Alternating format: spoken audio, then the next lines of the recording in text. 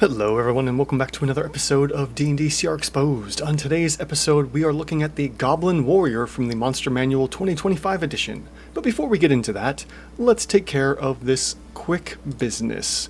And the business is the tool. If you'd like to get your hands on the tool, you can do so in my Ko-fi link, description, or Ko-fi page, link in the description. I'm gonna mess this up because it's just fun that way. Go ahead, check the link below, and you can grab yourself the tool here completely for free, or if you feel so inclined to, you can donate. There are other ways to support the channel too. You can become a channel member for as little as $1 a month. You can get access to videos beforehand, before the general public does.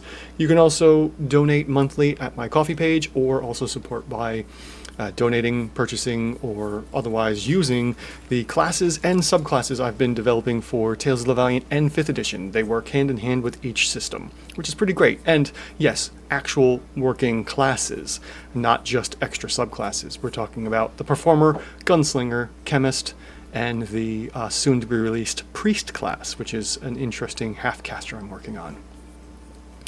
Beyond that, you can also like, subscribe, comment, and share if you feel so inclined to. So thank you all so much, and let's move on to looking at the Goblin Warrior, again from Monster Manual 2025 edition.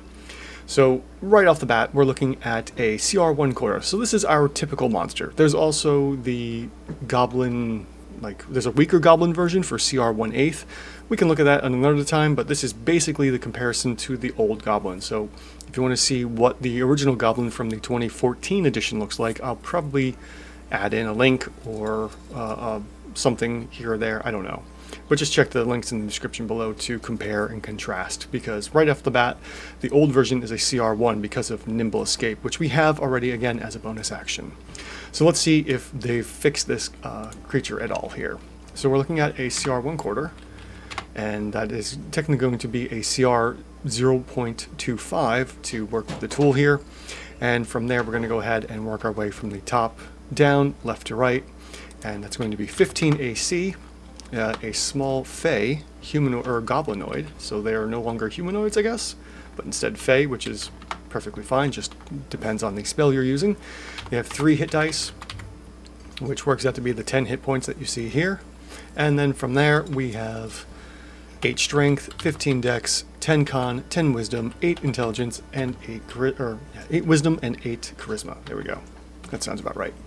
From there we have skills. We have a +6 to stealth. That doesn't necessarily help us in checking the CR here, but we do have a few other things like gear, senses, and languages. We can skip over all of these. This is going to be a very short video. Now, comparatively, we also have the actions and the bonus action here. So we have a scimitar and a short bow that are using +4, so both of these are coming from the dexterity bonus, which we'll go ahead and add in the 4 there. From that, we can then add in the damage for our slashing. So let's see here, we get 5 slashing damage plus an extra additional 2 slashing damage if the attack roll had advantage. So this is something interesting. This is going to make the Goblin even worse, technically, in terms of how much damage it's doing here. So we're going to go ahead and add this in for, let's see here, 5.5 plus the additional 2.5, because these are odd numbered dice, coming out to be a total of 8 points of damage. We also have the short bow, which gets the same amount of damage, 5.5 on the range attack or 2.5. So both of these dice, or both these attacks, are using the same damage pool. And then on top of that, we have the bonus action, which is a Nimble Escape. The Goblin can take the Disengage or the Hide action. Now, if you go into the DMG from 2014, you'll see that Nimble Escape here gives our monsters a +4 bonus to their effective attack bonus and their effective AC. So right off the bat, before I even do anything, our monster's already at CR1/2. So this is just going to make things worse. Once we go ahead and throw in our attacks of 8 damage every round, that in theory we're getting the bonus damage for having advantage, kind of along the lines of our kobolds, with the bonus to attack. We're going to go ahead and throw that in, and our, oh man, I'm taking a moment here because this new Goblin, technically with Nimble Escape, is even worse. And I say this because the hide action gives us advantage. An advantage allows us to roll 2 dice and take the better of the 2, which means we are effectively going to generally be always hitting our targets. The disengage is also handy because that allows us to get the monster out of dodge and potentially hide again. So, as we saw before, if we don't want our creature to be completely overrated, let's get rid of the nimble escape here and see what it looks like without it.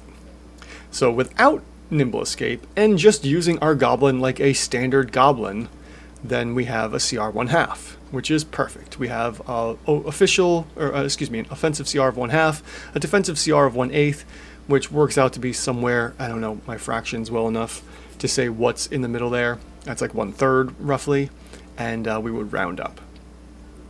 So from there, we got our CR 1/2. So yeah, if you want, if you use your bonus action every round and they're hiding, they'll hide, they'll move, they'll attack, and then they hide, move, attack, shooting from range and having like one goblin out in the field, we're going to have some really nasty monsters here. Now, the reason why I laughed and took a pause when I saw the immediate CR2 here is that in comparison to the 2014 edition, and without the extra damage from our slashing and having advantage, the goblin only hits a CR of 1, I believe.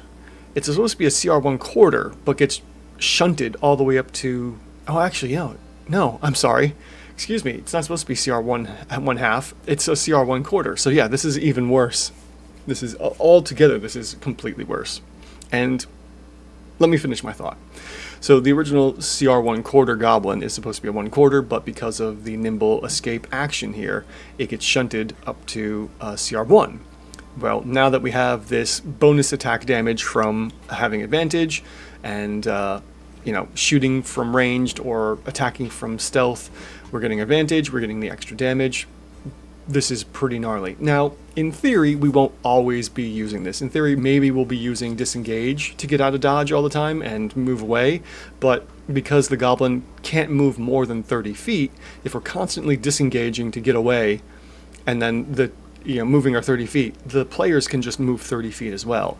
So there's really no benefit to having disengage from battle, because the player can just chase down the monster.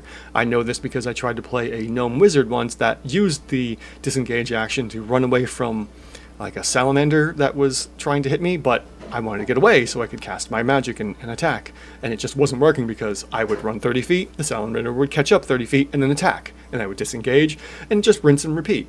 So the disengage feature is kind of broken and almost pointless, in my opinion anyways. It depends on the situation and can be useful if there are other players in the area, but if you're looking at like a one-on-one, for instance with my gnome wizard I was talking about, the disengage just doesn't work, and you're better off probably taking the dodge action just to avoid any kind of damage.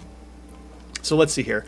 Let's go ahead and remove the extra 2.5 damage and see where that brings us. Sure enough, we're down to a CR 1. And if we get rid of the disengage, we are now at a CR 1/4. So, yeah, this is just kind of silly. Let's see what happens here if we do this ever so slightly different, a different method here. Let's say we're not using advantage all the time. When we get the advantage on the first round of combat, and we only get the extra damage the first round of combat. So, round 1, we're going to get the 5.5 plus the 2.5. And then every other round after that, we're looking at the 5.5 here. And then from there, we're already seeing that we're jumping into the CR 1/2 again, and we haven't even added in the +1 bonus for attacking from advantage, or from stealth here to get the advantage for 1 round. And we can just use pack tactics for that, which is right here. Gives us +1 effective AC bonus, and again our offensive goes up to a CR 1, averaging out with a CR or DCR 1/4, we're still at CR 1/2. So basically, we should probably be playing this Goblin Warrior as a CR 1/2 and not a CR 1/4.